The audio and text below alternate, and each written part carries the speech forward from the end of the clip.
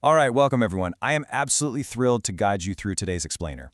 Today, we're undertaking an objective, academic, historical analysis of the deeply rooted, heavily scarred geopolitical relationship between the United States and Iran.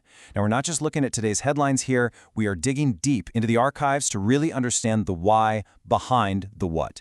Because, when nations clash today, it's rarely spontaneous. It's almost always the culmination of decades, sometimes centuries of history. So let's settle in and uncover exactly how this incredibly complex dynamic was built. Here is the syllabus for today's lecture. We'll start with Section 1, the modern hook.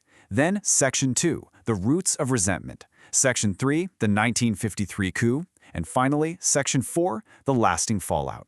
We're going to use a strict cause and effect structure to connect modern diplomacy directly back to early 20th century history. All right, Section 1, the modern hook. Echoes of 1953 in 2020. Let's put on our historical detective hats for a second and investigate a modern crisis to see if we can spot the historical fingerprints left all over it.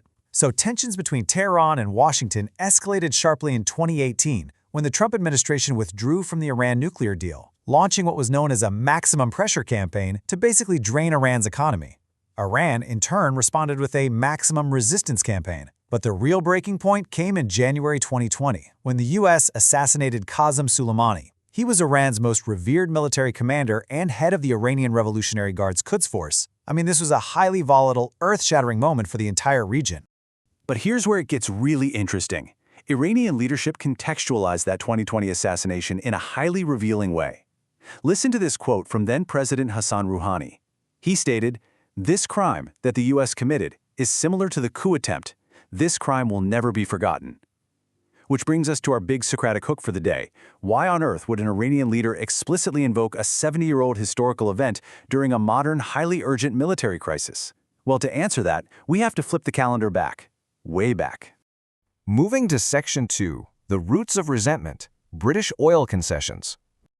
To find the quote-unquote original sin of resource exploitation in the region, we actually start with the Darcy Concession of 1901. Long before the U.S. was a primary actor in Iran, the British were the ones brokering deals. They encouraged this entrepreneur, William Knox Darcy, to invest in what was then known as Persia. The British brokered a 60-year concession with the Shah of Iran, granting Darcy the right to prospect, transport, and sell petroleum across a staggering 3/4 of Iranian territory. The Shah got some cash and some shares up front, sure, but as a sovereign nation, Iran was essentially signing away its own natural resources. And that established what we can call the math of resentment.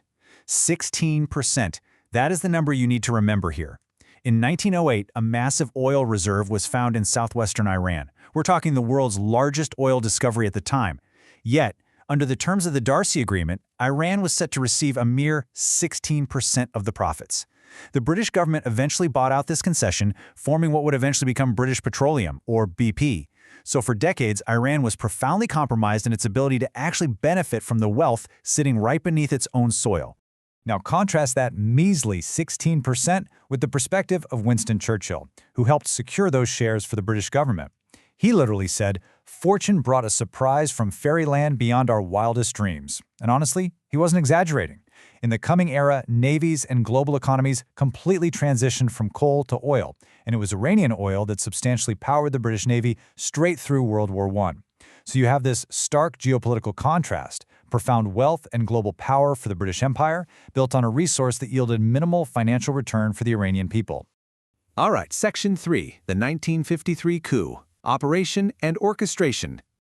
Look, you just cannot keep that level of economic frustration bottled up forever without generating some explosive nationalist blowback, right? By the early 1950s, the political landscape in Iran was shifting hard. Following World War II, nationalist voices surged. In May 1951, the turning point finally arrived. The Iranian parliament officially voted to nationalize the oil industry. This whole effort was spearheaded by Mohammad Mossadegh, a fiercely nationalist politician who was soon nominated as prime minister. In a really famous speech, Mossadegh argued that with the oil revenues properly in Iranian hands, they could balance their budget and combat the poverty and disease plaguing their people. Mossadegh did what literally no other leader had managed to do. He stripped the British of their lucrative oil monopoly. Naturally, the British Empire wasn't going to lose its crown jewel of energy without a fight. They reacted with a clear 3-step retaliation plan. Step 1, they took the dispute straight to the International Court of Justice. Step 2, they placed a severe embargo on Iran's oil industry, making it virtually impossible for Mossadegh's government to sell its nationalized oil on the global market. But Mossadegh refused to cave to economic pressure, so they moved to Step 3. Getting desperate, the British approached the United States. While the Truman administration had initially rejected the whole idea, by 1953, the British successfully pitched the new Eisenhower administration on a coup. How? Specifically by warning that Mossadegh was leaning towards communist alliances. And man, this diplomatic scheming quickly escalated into absolute chaos on the ground. This was actually the very first foreign intervention orchestrated by the newly formed CIA working alongside British MI6, and it was messy. The initial plan to topple Mossadegh actually failed completely, but they quickly shifted tactics, relying heavily on royalists and organizing pro-Shah mobs in the divided streets of Tehran. Mobs were setting pro-Mossadegh newspapers on fire. Ultimately, General Fazl al-Zahedi surrounded Mossadegh's residence with tanks. The democratically elected prime minister was forced to surrender, he was imprisoned for treason, and the U.S. successfully restored the pro-Western regime of Shah Mohammad Reza Pahlavi to absolute power. Which brings us to Section 4, the lasting fallout, revolution and beyond. So, removing a leader is one thing, but managing the structural damage that covert action inflicts on a nation's psyche? That is entirely different. The overthrow of Mossadegh transformed Iran from a constitutional monarchy into a royal dictatorship. And to maintain that absolute power, the Shah needed enforcement. In 1957, with direct U.S. government assistance, the Shah established SAVAK.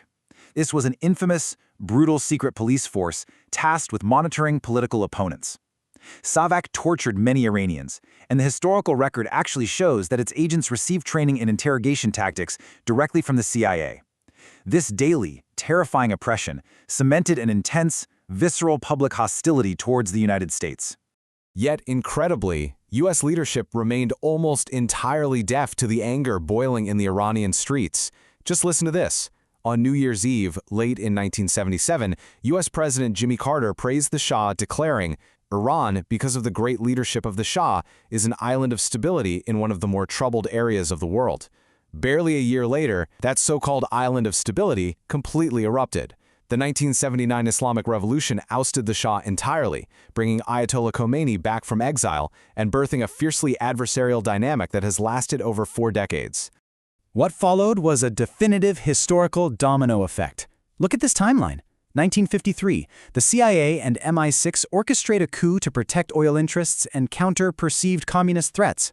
1957, to protect their newly installed Shah, the CIA helps build the oppressive SAVAK secret police.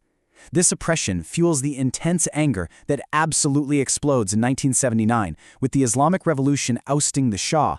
And by 1984, the resulting adversarial regime leads the U.S. to designate Iran a state sponsor of terrorism. It is a direct, unbreakable chain of cause and effect. And let me be perfectly clear, this is not just academic theory to the Iranians. In 2013, following the release of official declassified CIA documents that finally detailed the real objectives and methods of the 1953 coup, Iran's parliament actually approved a bill to sue the U.S. government. The resentment is literally codified into their legislative foundation. It is the core lens through which they view every single action taken by the United States. Which closes the loop on our opening hook. Now you can understand exactly why Iranian leadership views the 2020 events the way they do. The parallels from their perspective are stark. In 1953, foreign powers orchestrated the removal of a national hero, Prime Minister Mossadegh, against the will of the Iranian people. In 2020, the U.S. military assassinated Commander Soleimani, who many in Iran viewed as another revered national figure. Whether you or I agree with that characterization or not, the absolutely crucial takeaway is understanding their perspective. To Iran, 2020 was just history repeating itself. It was the exact same foreign interference striking at their sovereignty once again. I want to wrap up today's explainer with a sort of final exam question for you to ponder. When nations engineer the internal affairs of others, how heavy is the long-term cost of that intervention on modern diplomacy? The story of the U.S. and Iran shows us, quite tragically, that a tactical victory in 1953 essentially purchased a generational, almost irreversible strategic nightmare. Because history isn't just something that happened in the past, it's the active, living blueprint for the present. Thank you so much for joining me for this lecture, and I highly encourage you to keep questioning the historical roots of the headlines you see every single day.